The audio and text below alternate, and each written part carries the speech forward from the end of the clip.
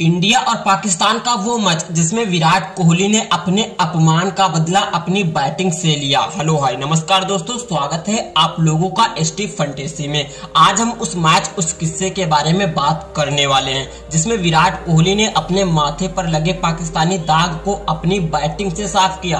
तो चलिए पूरी कहानी शुरू से शुरू करते हैं। उस दिन मुझे एक बात समझ में नहीं आई, उस दिन भी और आज भी। क्या रोहित शर्मा के पहली बॉल पर आउट हो जाने में विराट कोहली का हाथ था?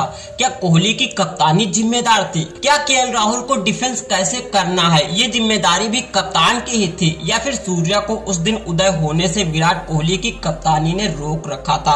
और तो और क्या गेंदबाजों को उस दिन कोहली ने रोक रखा था कि आज पाकिस्तान के किसी भी खिलाड़ी को आउट करना ही नहीं है? असल में सच्चाई तो यह है कि कप्तान को अच्छा या खराब उसकी सेना बनाती है, लेकिन उस दिन ये बात किसी को समझ में नहीं आई। और अपने भारत के ही कुछ लोग यहाँ तक कहने लगे कि पाकिस्तान ने विराट कोहली को 10 विकेट से करारी मात दे दी है और चेस मास्टर विराट कोहली को बाबर और रिजवान ने यह दिखा दिया कि चेस कैसे किया जाता है।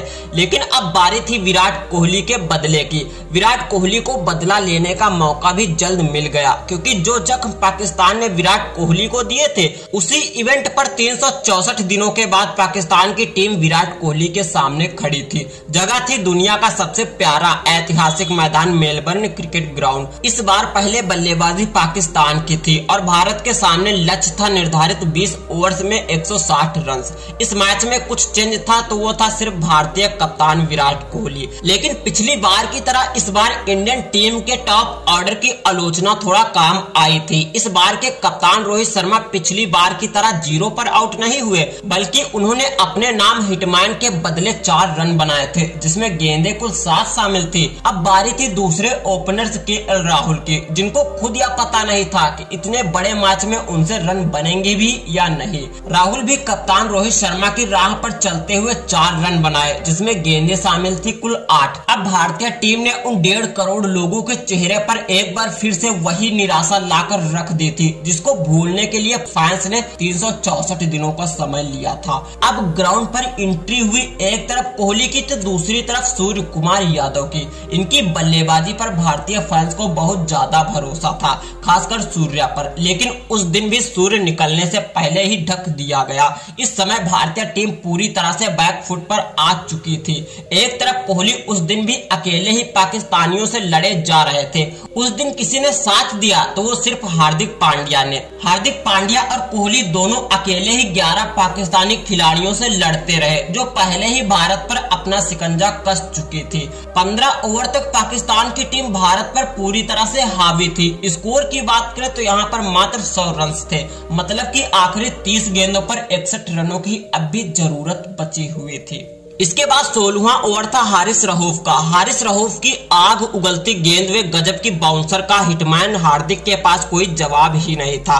इन आग उगलती गेंदों में मात्र 6 रन। जहां भारत को एक बड़े ओवर की जरूरत थी, तो वहीं पर भारत को मिले मात्र 6 रन। ऐसे में हर डॉट गेंदों पर उन 1.5 करोड़ लोगों की उम्मीदें भी मिटती जा रही थी। कुछ लोग हार्दिक के एटीट्यूड पर सवाल उठाते, तो कुछ लोग कोहली को धीमी पारी का मजाक उड़ाते दिख रहे थे। खैर भारत को अब 24 गेंदों में 54 रन बनाने की जरूरत बची हुई थी। टी20 में 4 ओवर में 54 रन बनाना कोई बड़ी बात नहीं है, लेकिन इन 4 ओवर्स में से ये रन बनाने थे शाहीन शाह अफरीदी, हारिस रऊफ, नईम शाह जैसे खतरनाक गेंदबाजों के सामने, जिनकी हर एक गेंद 150 किलोमीटर से भी तेज आग उगलती चली जाती थी। अब 17वां ओवर नसीम शाह का था। इस बार भी शाह की आग उगलती गेंदों के आगे हार्दिक और विराट कोहली को पीछे हटना पड़ा। अब रन्स बनाना काफी कठिन होता चला जा रहा था। इस समय इक्वेशन थी 18 गेंदों पर 48 रन। गेंदबाजी शाहीन शाह अफरीदी के हाथों में थी। एक तरफ पाकिस्तान का बेस्ट बॉलर था, तो सामने runs machine king Kohli. Virat ने शाहीन शाह अफरीदी की रिपुटेशन को ध्यान में रखा और शाहीन शाह अफरीदी की पहली ही गेंद पर चौका लगा दिया। काम अभी खत्म नहीं हुआ था, ये अंजाम नहीं, ये तो आगाज था। विराट ने शाहीन शाह अफरीदी को आड़े हाथों लिया और तीसरी गेंद पर फिर चौका लगा 1.5 करोड़ लोगों को बता दिया था। विराट ना तो कल बेकार था और ना आज। अब भारत को जीत के लिए 12 गेंदों पर 31 रनों की जरूरत थी। वो कहते हैं ना 20वें ओवर से ज्यादा 19वां ओवर T20 में मायने रखता है। यही मुसीबत भारतीय दर्शकों को सताती जा रही थी, क्योंकि 19वां ओवर हारिस रऊफ का था, जिसकी हर एक गेंद 150 किलोमीटर की हाई स्पीड से आग उगलती जाती थी। ओवर की शुरुआत हुई तो ओवर की पहली 4 गेंदों में हार्दिक ने मात्र 3 रन ही बनाए। अब ऐसे में भारत को 8 गेंदों पर 28 रनों की जरूरत थी और गेंद अब भी हारिस रऊफ की 2 बची हुई थी। विराट कोहली को इन्हीं 2 गेंदों पर पूरा चांस लेना था।